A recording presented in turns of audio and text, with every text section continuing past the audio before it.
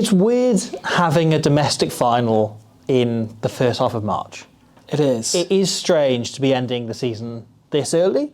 However, with the World Cup coming up and the Six Nations very soon on the horizon, something I'm sure Sean Lynn is very, very aware of at the minute, we have had the final of the PWR for this season really early.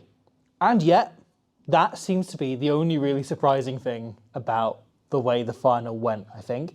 In the end, most people predicted going into the season that Gloucester-Hartpury would come out on top, and they have. Yeah. I went into the final thinking it would be less competitive than it was. Yeah. I think Saracens had a really, really strong first half. Had a very large playbook, which I think they really used to their advantage.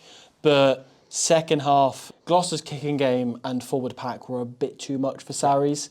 And ultimately, that's what won the game. My gut feeling going into these playoffs was much the same as going into the season, that Gloucester should win it. However, there was a chance that Saracens managed to revert back to their old style where they were so physical and so on top and defensively so sound that they physically just outmatched people and smashed them apart. And I thought there was a chance, even though this season, Saracens have offloaded more than any other team in the PWR, they haven't, despite still having a lot of the old Saracens Wolfpack identity, they haven't necessarily played in the style you think of a Saracens team playing. Yeah. Because both the men and women had a lot of DNA that shared and they're really ahead of the curve in that. I thought there was a chance that they go into the semi-finals and they go, nope, we're going to be super serious now, we're going to flick a switch now, it's knockout rugby, and we're going to play the most boring knockout style of rugby, and we will use our pack and we will pulverise teams. And he saw the Quinn semi-final, they didn't do that. And my gut feeling coming out of that was just like, they don't stand a chance against Gloucester-Hartpury. Yeah. If they're going to shut them down, they need to do it by shutting them down. And then that first half happens, and you're like, oh, was I wrong? And I still felt at half time, Gloucester-Hartpury are going to come back and win this. Yes. But you're a little bit, like, just because we've seen them in that situation so many times before, right? Like, how many times this season particularly, but also over past seasons, have we seen them go behind? It happened last season in the final. Have we seen them go behind and then somehow out of nowhere pull it back and take control of the game just through complete reliance on the game plan and that pack, as you mentioned? Yeah, it was when Emma Singh scored that second try for Gloucester-Hartpury that I realised, like, oh no, as long as Gloucester are in this game, they'll find a way to win it, And obviously they got the Mia Venner try later on in the first half. I think the only time where I thought Sarries might win it was when they went kind of 19 points to 5 up, Even then I kind of felt like they needed the next score still. Yeah. I felt they had to be maybe That's it. When the second scores up. score didn't go to them, and it went to Emma Singh instead, suddenly you're like, okay, as long as Gloucester are in touching distance, they can just magic a try like that, And that is just the way it went. You look at, for example, the Maud Muir try at the start of the second half. They basically just manifested that, by playing on the front foot, by kicking the ball a lot on the front foot, which Sean Lynn in his post-match interview accredited that win to, was Mo Hunt constantly kicking on the front foot. Go on. No, I do want to get onto that try a little bit in the future, but I do I think before we get into Gloucester's second half, I do want to talk a bit about Saracens' start of the game. Absolutely. Because I do think they were brilliant. I think Saracens is a really weird thing to say. I think they played the wrong game plan, but they played it brilliantly. Mm-hmm. And so you kind of go, elaborate. Well, as I say, I think the only way to stop this Gloucester-Hartpury team is by taking the legs from under them, right? Is by being defensively either incredibly physical and going double tackles and shutting them down and sending them backwards, or by being chop tackles early and getting over the ball and slowing the ball down, right? I think there's really two ways to defend. You pick one of those. They didn't really go for either of those. They stuck to their traditional, a few people blitz, but they're out wide. They drift a bit like we've seen England men running in this year's Six Nations, of an incredibly aggressive forwards pack, but less aggressive out wide. But they're looking for picking off individual phases and looking to knock you backwards collectively rather than necessarily going for one cohesive long effort has been the way they defend all season. That kind of, wolf pack mentality of having yes, there's a pack of wolves, but they hunt on their own ultimately. Right? Sure. And I think that was probably not the way they should have defended. And again, it's really hard to change your defence in 1 week for a semi-final, so you can't blame them too much for that. And also, that defence has got you to the final. You should probably just have faith. Yeah, 100%. 100%. It can pull it off, right? So that you can't hold too much against them. But I do wonder whether Saracens should have kicked more ball. These are the two teams in the PWR that kick the ball the most, right? The incredible stat, right? The average number of kicks in the PWR this season is 15, okay? The average in the men's premiership is 27, Like, That's it's a difference. Like, significant. it's about half, right? Yeah.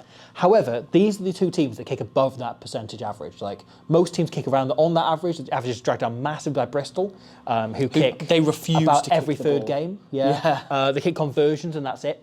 However, right, Gloucester-Hartpury average 18 kicks a game. Saracens average 17. Right, they're the two teams that kick most in the league. Yeah.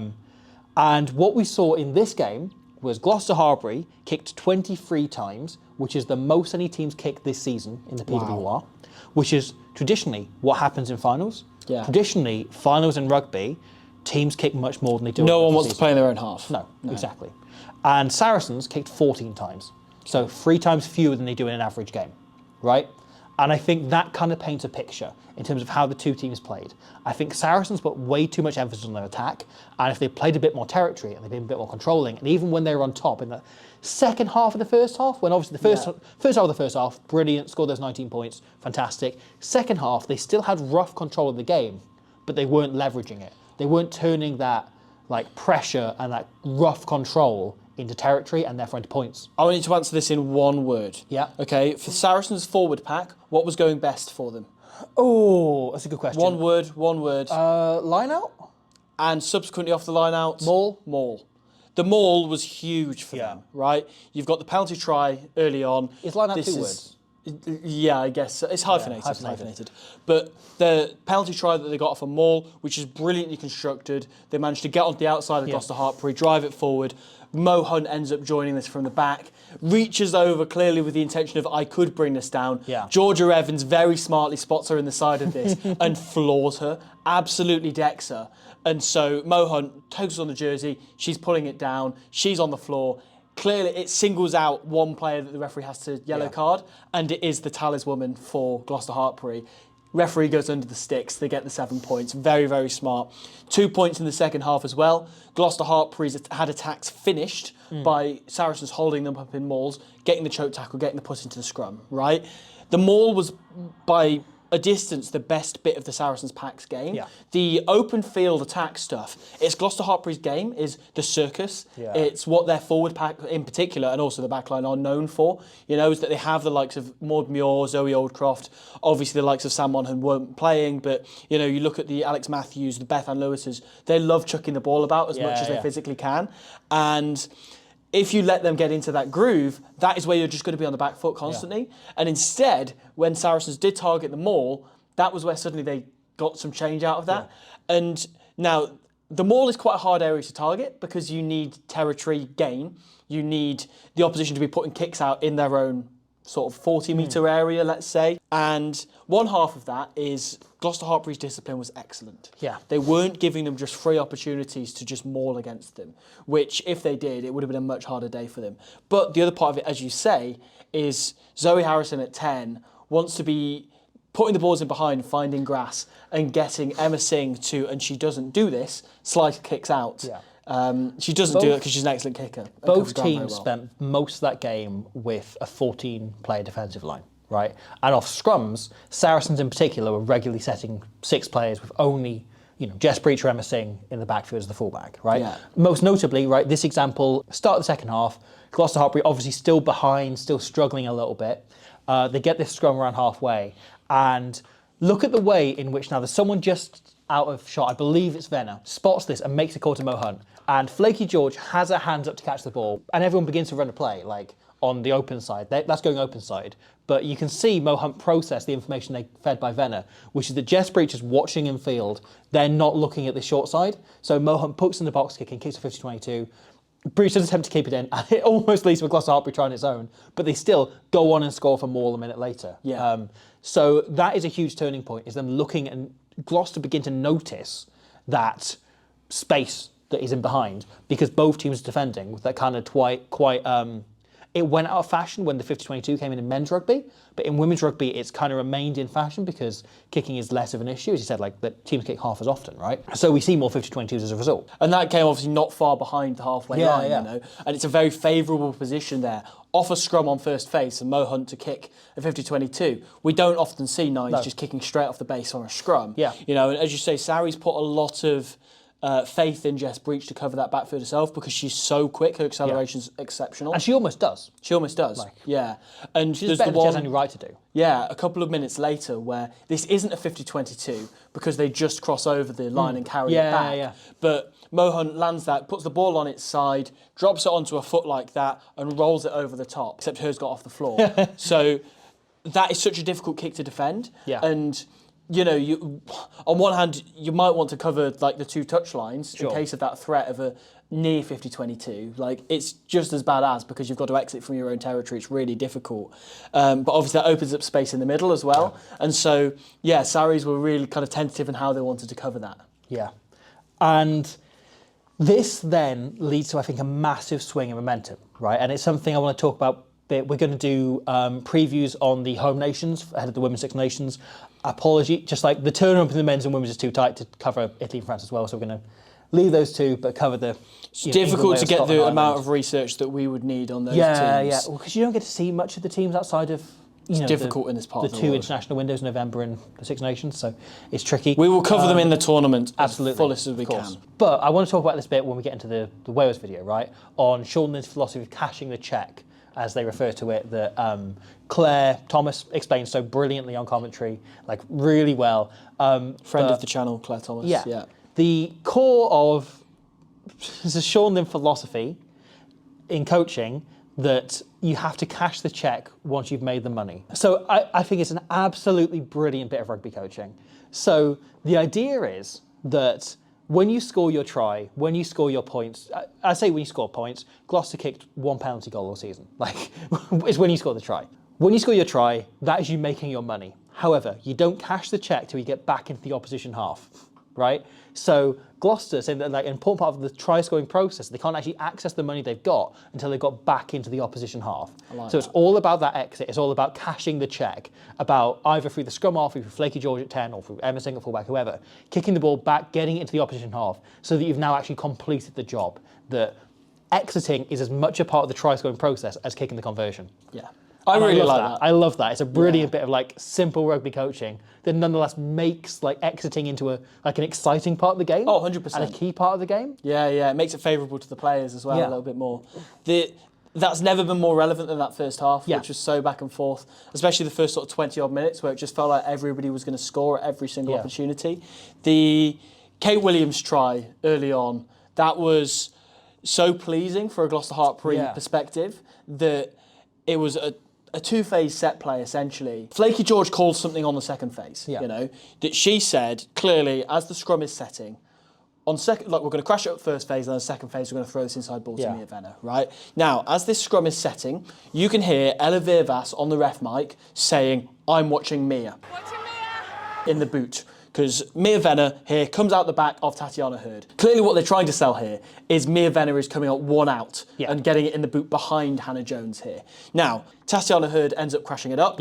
And Hannah Jones' clear out here is brilliant. Yeah, I want to bring this up. Yeah, it's essentially an extra tackle. And she targets the outside of where Hurd actually carries the ball. So Sophie Bridger is over the ball. She's probably not really thinking about jackling. She's not much of a jackler threat herself. She wants to be in the line and flying up because she's rapid. She's really uber physical. She wants to be in the line and defending because she makes really good decisions around that area. Hannah Jones knows this. She used to play with Sophie Bridger at Gloucester-Hartpury. Like, she's a bit of a Gloucester-Hartpury legend in when they won those first 2 titles. You know, came through the university, like, is a local girl, like everything. Yeah. So Hannah Jones targets her and she flops on it and lands on her, right? Essentially getting an extra tackle on her. Critically, Bridger kind of lands on her bum. Like, she's not in a comfortable position to get back up to her feet easily, even once Jones lets go. So she's stuck in a really difficult position to get up. And then critically, Marley Packer is flooding around from the scrum. And what we see is Bridger has landed exactly in Packer's way. So Packer can't flood around, and yet Saracens decide to stick to their usual defensive structure, which is to fly up in that forward pack and in the backs drift slightly more outside, right? So you see the first 2 or 3 players will generally fly up aggressively. However, they've only got 2 when they want 3. Packer hasn't managed to get into position, and no one spotted this. And Bridger's on the floor. You know, between those 2, one of these 2 would plug this hole that Venner's aiming for, and George is teeing up for Venner to hit. And so, as you say, it's like there's 2 defensive lines. You know, there's the one that's flown up, and the one that Packer's trying to plug a gap in, which she's completely got the wrong place to go in because she's had to work around Bridger in the first place. Venner hits that line beautifully. The work on disguising Venner is really, really good as well. Yeah. Because obviously this coming quite soon after a scrum, you've still got this forward pack working around the corner, right? So Venner looks like she's part of a forward pod working around the corner to set up for the next phase once Flaky George hits a crash-up ball.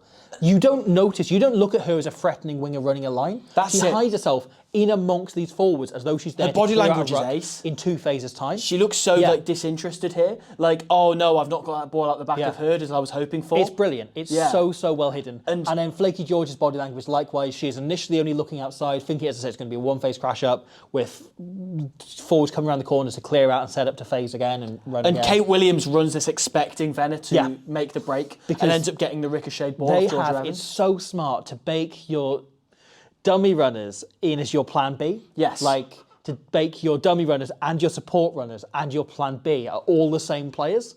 So then if Venner doesn't make this break, if she's smashed, they're there to clear out, right?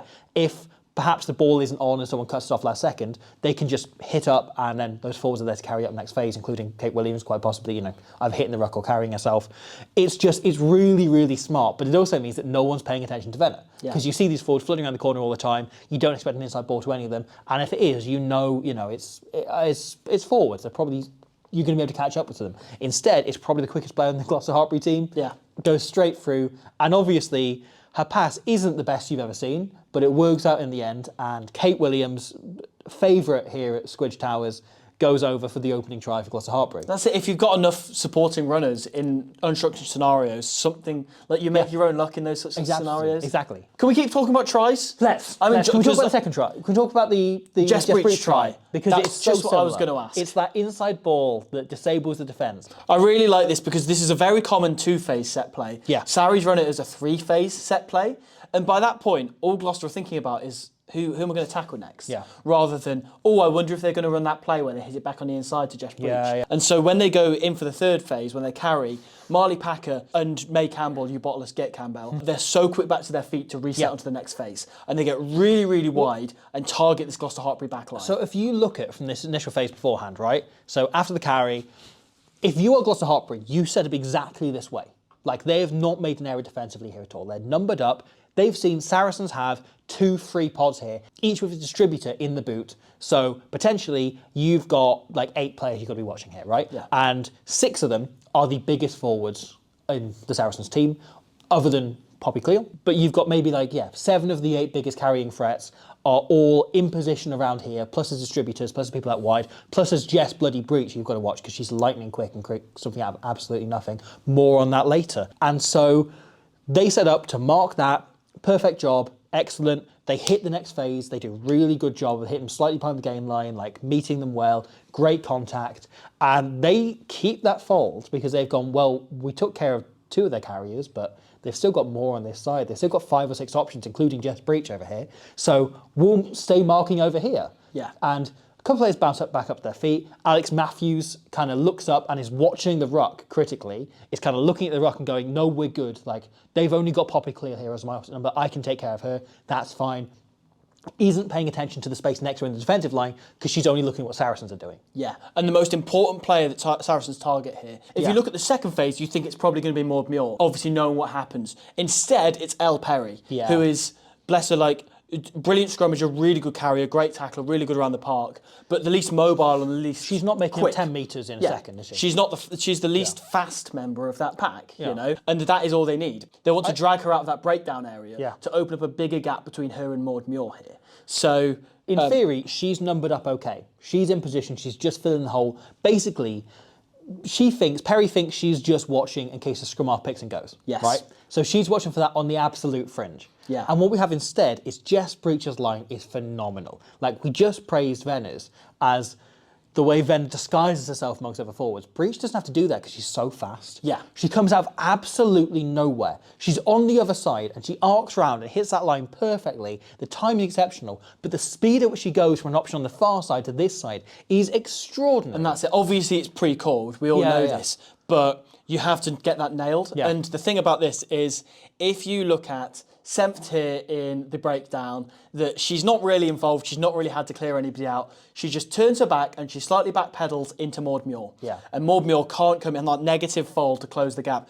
Muir's read the play. Yeah. She's seen Jess Breach coming, and suddenly Jess Breach has a 1v1 with Maud Muir in about a 5-metre channel. She's going to take that every single day. And it's a phenomenal finish as she arcs on the outside of Singh. It's a brilliant try. It's perfectly ran. It's a phenomenal try. Somehow only a second best of the playoffs. Yes. Which, there you go. That's Jess Breach for you. So yeah, so I think that is huge for Saracens. They managed to roughly take control of the game. That felt like a turning point, you know? It did. And obviously then the try for Lottie Sharp not too long afterwards.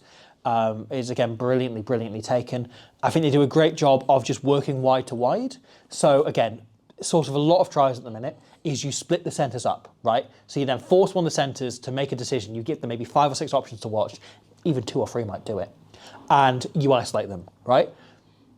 Saracens know Tatiana Hurd, Hannah Jones, great players. Hannah Jones is slow.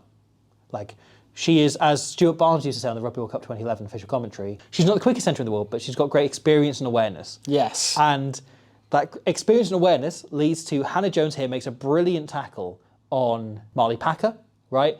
Saracens have worked this right out to width. Hannah Jones makes this great tackle on Packer. However, they manage to keep the ball in and they spread it immediately up to the other side because they know there's absolutely no way that they can reload. And we saw them do this all game long and it led to them splitting up Hurd and Jones repeatedly, right? And once they get out wide, all they've got to do is get outside Hurd, and they basically won this set. And they do that by just giving the ball to Jess Breach, who, a very rare thing, and passes it. And yet, Sharp explodes on the outside and scores. Just a really simple case of isolating the 2 centres, splitting them up repeatedly over set phases. Like the mental mismatch that Breach creates with basically anybody she's up against. And as you say, like there's a kind of self-awareness to her timing on that pass. Knowing that she'll draw on a lot of defenders herself. On the flip side of that, so again, we're just talking tries here. We're talking tries, but I want to look at that Emma Singh try because I think that is something that so perfectly sums up how Gloucester-Hartpury did an attack.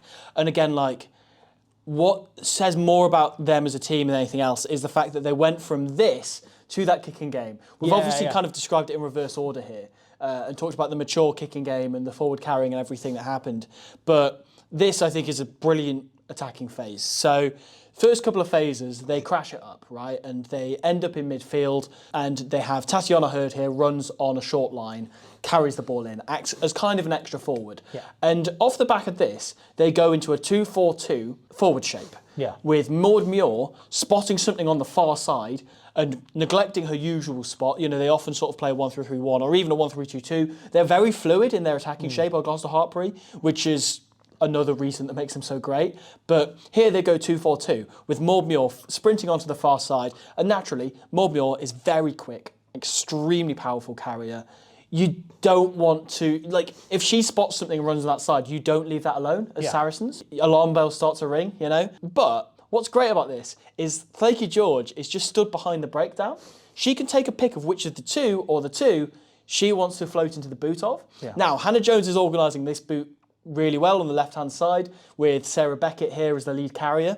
And as soon as Flaky George elects and goes, I'm going to go for the left-hand pod, Hannah Jones just very brilliantly goes really wide. She goes as wide as she physically can and targets the outside of Jess Breach here.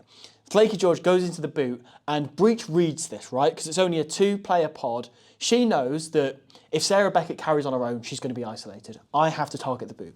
And so she does. She flies out of line. And the difficulty is, as you say, this is what got Saracens here, the mix between the blitz and the drift, that they've got a bit of a blend of the two. And it's very risky sometimes when you go for one and you have to rely on somebody to do the other. You've got to trust them to adjust, which sometimes leads to problems in that kind of 12-13 channel. Correct. The last forward out and the first back out. Because sometimes you have this kind of disconnect between which one they're going to go for and which one they're not going to. Like my voice on are you going to be able to talk or not as you continue the sentence. Indeed. So Breach sprints out, makes a really good read here, but George's composure under pressure to flick that ball on, fantastic. And Zoe Harrison doesn't know she's going for that. So Zoe Harrison on the wing stays in a kind of drift defence. She's got Corrigan on her inside, flagging, trying to catch her up. And it's a really good read by Jess Breach, but it's the wrong thing to do in that time. Or, alternatively, it's wrong for them to not follow her. Like, it's not on an individual, it's on a team that they just weren't synchronised, you know? And so it gives Hannah Jones the chance to just run at Harrison, and she times the pass to Singh brilliantly, who then bumps off Corrigan on the way to the try line. And yeah, it's a really nicely worked try because of Gloucester setting up that midfield scenario and essentially having two short sides. And Flaky George has got to pick her right one because the ball playing ability of this forward pack is just world class. However, if you look at this passage here, which is the end of the first half, Gloucester-Hartpury knocking on the door for ages, Saracens nailed this D set. Flaky George goes for the long loopy pass over the top because she sees Jess Breach has entered her eye line. And she forces it goes slightly too far, ends up bouncing into touch, right? Saracens on this occasion nail that aggressive D, and they all fly up together, and that there's no clear route through the defence in this situation. Not at all. However, if that was the moment where Gloucester-Hartpury kind of got themselves back in the game, I think the one where they took control was really Maud Muir's try, not too long after half-time, right? And we mentioned this a bit earlier. I do want to talk about it a bit because I think it's a fantastic bit of very subtle forward work that explains what Gloucester-Hartpury are all about, the whole Circus ethic, right? So they, off this line now, go for a maul initially. Really, if they get a nudge on, they'll probably keep going with it, but really what they're looking to do here is tie in the Saracens forwards. It's less about the maul itself and making ground off it, or even getting platform to launch the backs off, and more about just tying forwards in, right? So the Saracens forwards are involved. The only Saracens forward who stands off is Marley Packer, who stands in that 12 channel to try and make a dominant hit, try and bring whoever comes in down to ground. Gloucester play it off to Tatiana Hurd, who smashes it up. She runs a really smart line where she engages Packer, but she makes sure that the player actually making the contact on her, actually making the initial hit on her, is Harrison, right? Who is much easier to get over the top of than Marley Packer. So Packer ends up tied in. She's only helping out in the tackle, so it isn't a dominant shot. Hurd is still over the game line. She still made the dominant carry. So it's an easy clear out. We see them work this out, right? The Gloucester-Hartpury players know this is coming. They know they're going to play another phase off this quickly. So they are already starting to break off way before the Saracens players have, apart from one exception in Sarah Beckett. And Sarah Beckett's work here is phenomenal. She initially just is involved in the maul, you know, stand the second row shit. She's just like being a bit of a shit house. She then just grabs Poppy Cleal here and just like holds her all through the night, just like keeping hold of her there. And then as the other Gloucester players break off, she remains there. And she and Cleal just kind of tussle for a moment. And she just holds Cleal in. And obviously, the two of them, pretty sizable units. Yeah. And it means that no one can really get past. The Saracens pack are slowed down by, you're probably talking like half a second. But that's all the difference it needs. So in that time, the Gloucester pack have managed to reload and they've managed to get Oldcroft and Muir outsider into this free pod here. And against them, Saracens have only managed to reload 2 forwards, right? With Pack already off her feet and the others caught behind Sarah Beckett's antics. Her essential like really good blocking here. And it means that Oldcroft can just go for it. She knows she's like one-on-one with the tackler. So she can look to just free her arms and get between that. Free her arms, offload to Muir, who, again, with fullback watching out wide, is able to go straight through and score under the post. It's a brilliant try, but it's just so well worked. It just shows the small things that Gloucester-Hartpury do so well, that it's work ethic, but it's also just knowing where to be annoying, when to be annoying, and how to like get in the opposition's way. It's so much small detail. Yeah. And that's, you know, that's one for the forwards very much so. Yeah. You also, like, on the complete flip side, see, like, the Mia Venner try at the end of the first half. I looked back at that, and the try it really reminded me of was Mark Talea's second try against England last year. In the way that Damien McKenzie clearly knows, like, England are going to fly at me if I stand really flat. Brilliant. That's what I want. I want them to look at me and go, I'm bait. I want to kill him. Right? And so the All Blacks backline stay really, really flat until they free Talea on the edge. Very much similar here. Tatiana Hurd comes in at first receiver, starts dead flat to the line. Hannah Jones and Emma Singh follow suit in that. And again, they're just really baiting out this aggressive Saracens D who love to fly up, make big shots, take the big players out the game, take out any support runners, and they just back their skills all the way to the edge until you've got then a 1v1 with a corner flagging Jess Breach, and she dusts her off with her footwork. And as you say, between those two tries, I think it sums up the perfect attack. Yeah. You know, that they know how to play flat, they know how to play deep, they know how to play structured, they know how to play unstructured, they know how to play tight, they know how to play expansive.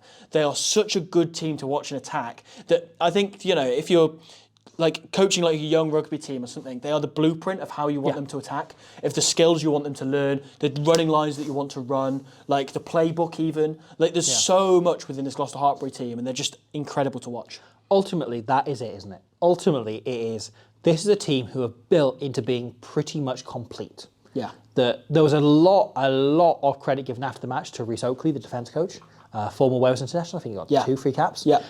Who has by all accounts done a brilliant job, and a lot of players brought him up. And the second half that really showed because he was able to get in control and force more errors and knock-ons and so on than we saw last season before Oakley came in. So that is a huge element to it. Abby Tierney, you know what to do. Yeah, they've been building out this team slowly under Lynn. They have got better and better every season, but not because they've got better at their strengths necessarily. They've added one more strength to their game 100%. each year. And so it's going to be really interesting what they do next. I wonder if you're Gloucester-Hartpury, you're probably going to Oakley and being like, do you want to be head coach? You want to take over from Lynn, keep some continuity going? Alternatively, if you're Wales, as you say, you're probably going, can you follow Sean here? Can you come and be defence coach for Wales? Really interesting what his next move is. However, this Gloucester-Hartpury team have built out to be, and again, there was some debate after the game, Casey McLean and Emily Scarrett, of possibly the most dominant team in the history of like women's rugby in England. Yeah. In that they have won during the most competitive era, the highest quality and profile era, the league 3 times in a row. Yeah. And they've deserved it each time. And it's not really felt in doubt the last 2 years. Which, from an entertainment perspective, isn't amazing for the league, you know? It wouldn't be if they weren't the team they are. That is it, because There's a little bit to you can't love help about it them, be happy right? with But like happy you for are them. kind of delighted for them because you love watching them play. Yeah. And you go into a final like this where they've won it twice in a row and they're going for a three-peat and you kind of like... It's not like you cheer well, against them. I should be cheering for the opposition, but I can't. Yeah, You know? yeah. And not just because it's Saracens, but like... If it was anyone, I'd probably still end up cheering for Gloucester-Hartpury because they are so winning and they are not in the like result sense, just in the like they win you over, right? And there's so many players within that team who are so easy to love. Like Maud Muir, Claire gave a brilliant soliloquy on commentary about how wonderful she is and all the things she's done for the squad off the pitch, but also on the pitch. She was absolutely phenomenal. We've barely mentioned her, but like she should have been woman of the match. She was. Sure. Oh, she was nailed on. Like you couldn't argue if anyone else. I don't know if there's anyone else really. I thought they gave it to Mo Hunt. Mo Hunt was fantastic. She was but, like, incredible. I thought Maud Muir was in a like leave of her own. I thought she was absolutely phenomenal. Agreed. I thought Mo Hunt was fantastic. And I think across the pitch you had lots of players just standing up and giving like really, really solid performances, if not totally exceptional ones, right? Like that wasn't one of the 10 best games Zoe Oldcroft's ever played, but she's better than almost any other second row has played in the league this season on that day. Like, she's just unbelievable. But then you also have the likes of, you know, the Hannah Jones of the world and... She was very good, Hannah Jones. And even the likes of Venner, who aren't necessarily playing international rugby and being at the same, you know, place. Who if are she was any other sung nationality, options. she would be. Yeah. But even their less sung players, shall we say, are still so good and just delivering week on week and deliver the same performance every week, time after time. It's the thing that really stands out about Gloucester-Hartpury is their consistency. And I think in some ways this game does capture, it's a very good microcosm of the league this season in that they didn't start brilliantly and it looked like someone else was going to take it from them. But then they just had the stamina, they had the game plan, they had the belief in what they do to come out on top in the end. Yeah. As you say, they've added something new to their bow every year. Much as Georgia Evans does, add something new to a bow every year. Indeed. And now that the Sean Lynn era has finished, it makes you wonder where they kind of go from here, which, again, I think that sets up next year's PWR very nicely. It's a clean slate for Gloucester in a way, but yeah. And also adds subplots further to the Women's Six Nations, which starts in just a few days now. So we'll be back for more on that soon. However, unless you have anything else to add. No. I do think the last word of this video should go to the most loyal Gloucester supporter of them all, Sinbad here, who I believe wants to congratulate the team. Do you have any questions for Sinbad before we go? Who was your player of the match? I thought so. Yeah, no, obviously, of course. Yeah. How are you feeling about Sean Lynn leaving? And sad. Angry and sad. But you've just won the Prem. It's Gloucester's year. It's Gloucester's year, once and for all. As it has been the last 2 years. We have to keep Sinbad happy. We have to keep Sinbad happy.